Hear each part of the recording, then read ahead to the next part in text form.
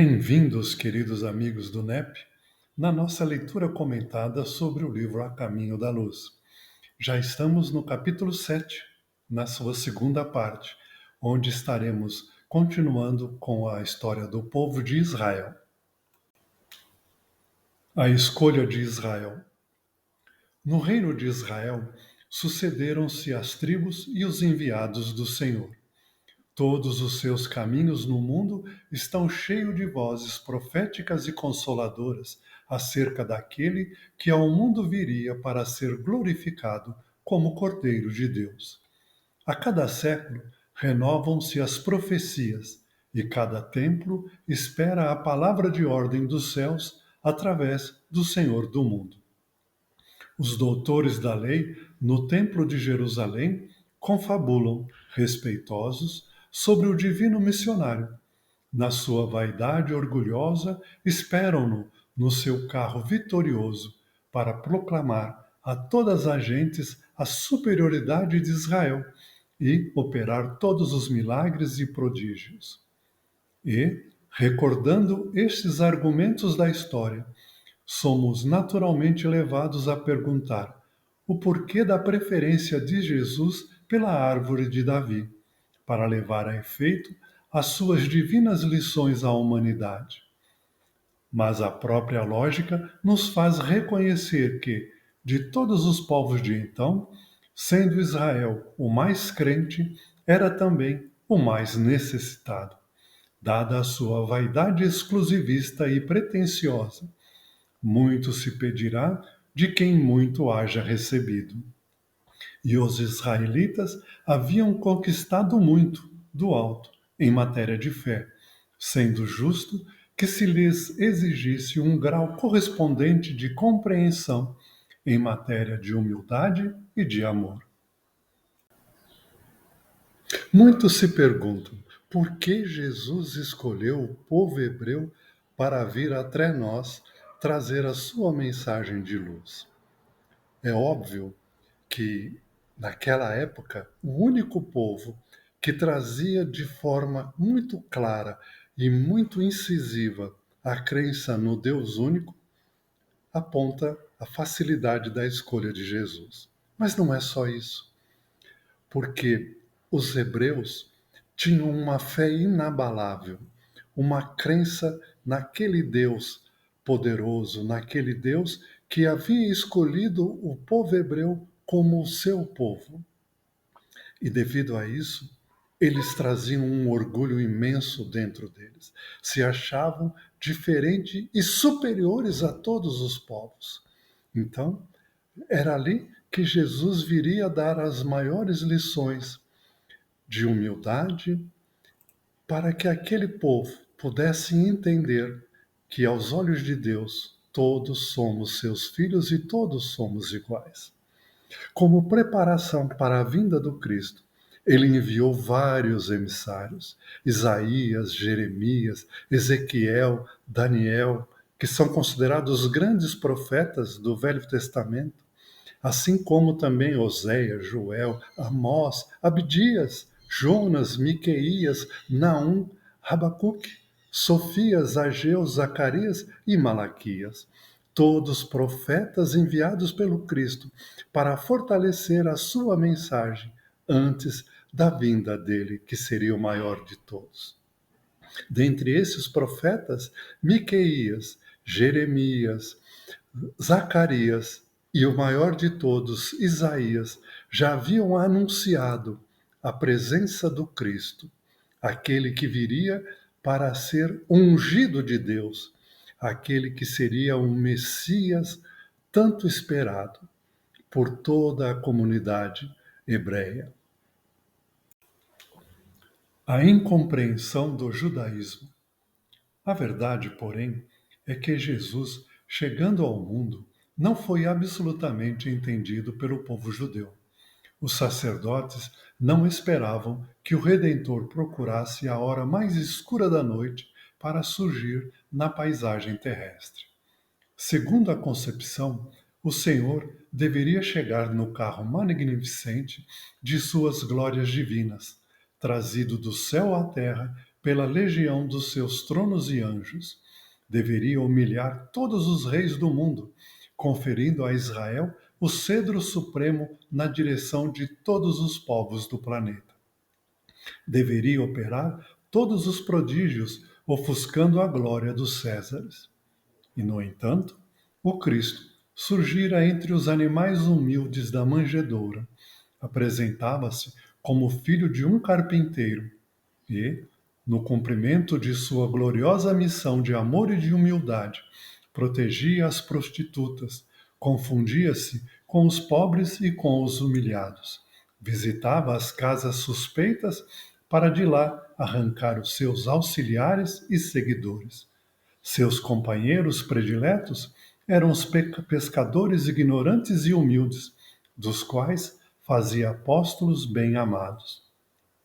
Abandonando os templos da lei, era frequentemente encontrado ao longo do Tiberíades, em cujas margens pregava aos simples a fraternidade e o amor, a sabedoria e a humildade. O judaísmo, saturado de orgulho, não conseguiu compreender a ação do celeste emissário. Apesar da crença fervorosa e sincera, Israel não sabia que toda a salvação tem de começar no íntimo de cada um e, cumprindo as profecias de seus próprios filhos, conduziu aos martírios da cruz o divino Cordeiro. Porém, o orgulho do povo judeu, a crença de que eles eram um povo superior a todos os outros, que eram escolhidos por Deus para governar a todas as outras raças, superior a Roma, aquele que o oprimia no instante em que o Messias, o Cristo de Deus, veio à Terra. E desta maneira, eles não conseguiram compreender que é o Cristo que chegou até eles. Eras totalmente manso, humilde e que trazia uma mensagem totalmente contrária à esperança do povo de ter um Messias, Senhor da guerra, um Messias que empunharia a espada e que, violento como Deus demonstrado por Moisés, traria, através do sangue e da morte, a demonstração da superioridade do povo judeu sobre todos os outros, fazendo com que, finalmente, Israel assumisse o seu posto merecido na visão deste povo. E assim a mensagem do Cristo foi totalmente incompreendida. Como amar ao próximo como a ti mesmo, se eu sou superior a eles, se eles estão aí para serem meus servos, meus subordinados? Como amar o inimigo que me oprime, que me faz escravo, que me faz trabalhar sol após sol para enriquecê-lo? Como respeitar essa tirania que não condiz com a condição que eu tenho de raça superior? Como aceitar um Messias que não vem através do trono de Deus, através daquela força impressionante que ele teria que ter com o seu exército de anjos, mas sim um simples filho de carpinteiro que nasce miseravelmente numa manjedoura cercado de animais e não de luxo e de riqueza? Como aceitar alguém que vinha de Nazaré, porque consideravam naquela época que toda a região da Galileia continha a raça judia mais simplória, menos crente, mais afinada com os ensinamentos do Torá. O que pode vir de bom de Nazaré, dizia o costume da época. E foi justamente lá, através de exemplos cada vez mais constantes do que trazia em seu coração, é que o Cristo de Deus veio ao mundo. No porvir, as organizações dos doutores da lei subsistiram no curso incessante dos tempos. Embalde, esperaram eles outro Cristo, nestes 2 milênios que ora chegam a termo. A realidade é que um sopro de amargura pesou mais fortemente sobre os destinos da raça, depois da ignominiosa tarde do Calvário. As sombras simbólicas que caíram sobre o Templo de Jerusalém acompanharam igualmente o povo escolhido em todas as diretivas, pelas estradas longas do mundo, com amplos reflexos no ambiente contemporâneo. Israel continua a cultuar o Deus Todo-Poderoso dos seus profetas. Seus rituais prosseguem em pontos isolados do orbe inteiro. É talvez a raça mais livre, mais internacionalista, mais fraternal entre si, mas também a mais altiva e exclusivista do mundo. Apesar de não ter uma pátria e não obstante todas as perseguições e clamorosas injustiças experimentadas nas suas jornadas de sofrimento, Israel faz o seu roteiro através das cidades tumultuosas, esperando o Messias da sua redenção e da sua liberdade. Jesus acompanha-lhe a marcha dolorosa através dos séculos de lutas expiatórias e regeneradoras. Novos conhecimentos dimanam do céu para o coração dos seus patriarcas e não tardará muito tempo para que vejamos os judeus compreendendo integralmente a missão sublime do verdadeiro cristianismo e aliando-se a todos os povos da terra para a caminhada salvadora em busca da edificação de um mundo melhor. Narram os evangelhos de que no momento em que o Cristo expirou na cruz, daquela maneira tão trágica, se abateu sobre toda a região uma escuridão muito grande e que o templo de Jerusalém, no Santo Santíssimo, o véu que cobria o templo se rasgou como se simbolizasse todo o sofrimento que o povo judeu estaria fadado pelo ato ignominioso da cruz. Porém, Deus não age desta maneira.